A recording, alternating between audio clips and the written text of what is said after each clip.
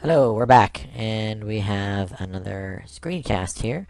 This one is on hydraulics, called big movers. This is the last section in section 2, and we're going to examine how machinery can actually help us lift objects. And we've used a little bit of examples before, but we're going to look at something called hydraulics for today. So, just to start off right away, most machines that move very large, very heavy objects use something called a hydraulic system. I'll define hydraulic system in a little bit, but a hydraulic system applies a force to levers, gears, or pulleys, traditionally. So it's a system that applies a force, and it is able to increase the mechanical advantage of a machine. Now, in most modern projects, construction projects, use hydraulic equipment because the work can be done quicker and safer, and not to mention, can be done with a lot more force. There are many different practical applications of hydraulic systems that perform tasks, which makes the work much easier. There's some examples that when I think of hydraulics, I think of heavy machinery. I think of like this dump truck here. I think of a car jack inside of a mechanic's car shop. And each one of these, you can see that they do a lot of heavy lifting. And that heavy lifting would not be possible if it wasn't for a fluid in a very closed off system. Okay. This idea of fluids within a system comes from the idea of pressure. And long ago, a man by the name of, I believe it's pronounced Blaise Pascal. I mean, how cool is the name Blaise?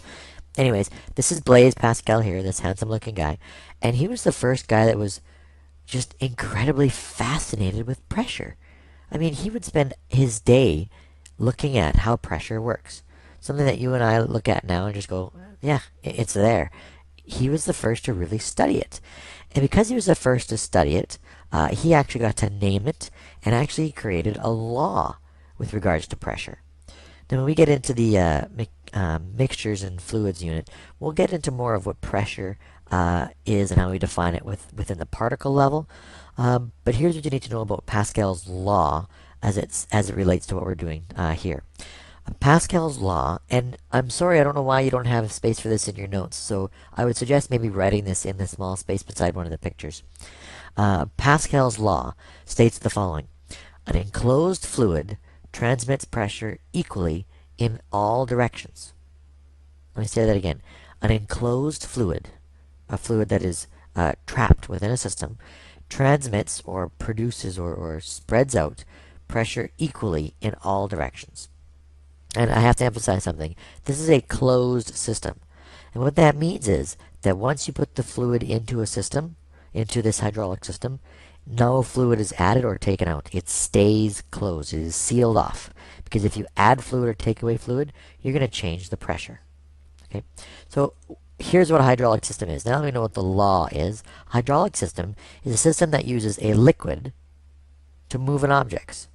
Basic idea is this: you apply a force at one point, it's transmitted through the fluid to another point, and something moves. Here's the best way I can describe that. Here is my closed system, fluid's not going anywhere, and I have two pistons here, one piston on the left and one piston on the right.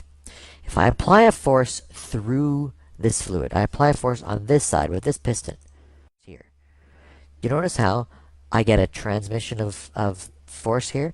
The fluid goes down on the left, is forced through the bottom, and pushes up on the right. It forces that other piston up the exact same amount as the other piston went down. If I apply a force in the other direction, I get it back to the same state, to the equilibrium state, the equal state. And I can keep going back and forth, applying pressure at either end, and it moves the pistons. This is a hydraulic system. This is the very basics of a hydraulic system. Okay, so pistons within a system can be different sizes, and hydraulic devices use pistons that are different sizes attached to very flexible pipe. Now, the input piston, the one that is being pushed on first, is used to apply the force to the fluid. This then creates pressure within the fluid, and the pressure has to go somewhere. It builds up and it builds up unless it's got someplace to go. What ends up happening is that the fluid transfers this pressure to the output piston, the other side. This pressure then exerts a force on the output piston, forcing it upwards or downwards, and the result is a mechanical advantage that makes the system useful. You push down on one end, the fluid transfers the force, and it pushes up on the other end. Great. So now we have something that actually works and something we can actually use. But if we change this slightly, if we change it to look like this, where we have a much smaller piston on one side and a much larger piston on the other, this generates a true mechanical advantage. This is where you would see an advantage in, let's say, a automotive shop, where they want to lift the car up above the ground in order to get a peek underneath it. They would use a system like this, where the car would be placed on the right side, and on the left side is the machine that applies the force. So you notice on the left there it says apply force of 100 pounds. If I apply a force of 100 pounds on a small piston, and I attach it to a very large piston, I actually get a much larger output force. There's actually 900 pounds of force being pushed out over here, because for each inch of force on the left, that was 100 pounds. Okay, let's take a look again. Apply a force of 100 pounds. My output force is 900 pounds. So I get a huge mechanical advantage here, all because I made one piston larger than the other. This kind of is like the idea of gears, in the sense that if you change the size of one, you get a speed advantage, right? And a torque. If you change the size of the piston here, if you push down on a small piston, the larger piston will push up with a much greater force, but will be slower. Okay? If I push down on a large piston, I don't have to push down as hard, but I get the other one to push up much faster. So there's the trade-offs that we talked about once again. This is what's called hydraulic multiplication. As soon as I change the size of the output piston to be larger than the input, I can generate a mechanical advantage. And that's exactly what we want to do. So what does this mean? What are you trying to tell me here? Well, I'm trying to tell you that fluids transmit pressure equally, and that a smaller force on one piston can produce a larger force on the other, because that pressure is transmitted through the fluid. It doesn't change through the fluid. It's all the same. And I think of this example here. Okay, any part of this crane that uses a hydraulic, let's say by the bucket here, right here. Okay, there is a fluid within this piston that when the piston is pushed down or pushed up, it generates a great amount of mechanical advantage. So much so that it can move and lift the bucket on the bottom with absolute great ease. The piston there is much smaller than the piston that's you can't actually see, that's much larger, and it generates a ton of force. This is what the operator is able to do when using this type of machinery. So here's what it would look like inside. You have a force of, let's say, 20 newtons on the left being pushed down, and the force is transferred, or the pressure, sorry, is transferred through the system, but the force outwards is huge. It's 500 newtons on the other side. If we look at this, we can actually calculate mechanical advantage, because to calculate mechanical advantage, all we need is an input force and an output force. So what is the input force here? The input force, or the force in, is 20 newtons. The output force, the force coming out, is 500 newtons. So let's chunk into our equation. Mechanical advantage, output force divided by input force. Output, 500 newtons. Input, 20 newtons. What do we get the answer to be? 500 divided by 20?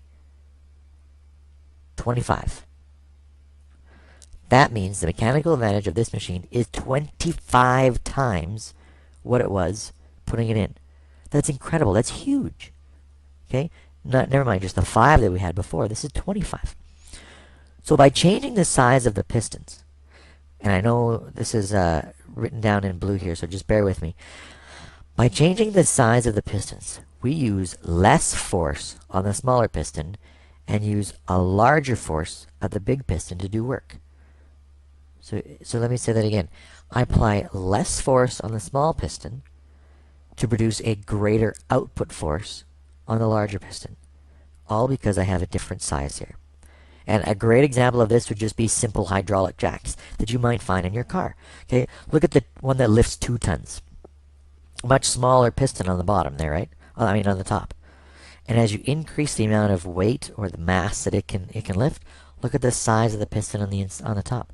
It is increasing dramatically. Look at the 2-ton compared to the 8. The 8 compared to the 12. The 12 compared to the 50. That 50-ton jack can lift 50 tons worth of mass. That's huge. That's huge. All because we changed the size of the output piston. We made the output piston larger than the piston going in. So what do I need you to learn out of this, or what do I need you to pick up? Well, we have a law, Pascal's law. Pressure within a system is transmitted equally as long as it's enclosed, and it transmits pressure in all directions the same. That we can, through hydraulics, lift an object or create a mechanical advantage if we generate a hydraulic system where one piston is smaller than the other. More preferably, that a small piston here is on the input side and a larger piston is on the output side, generating for us a mechanical advantage so that we can use machines such as the one shown here, where it has a huge amount of force behind it, so that we can use the dump truck shown here, or we can lift a car no problem.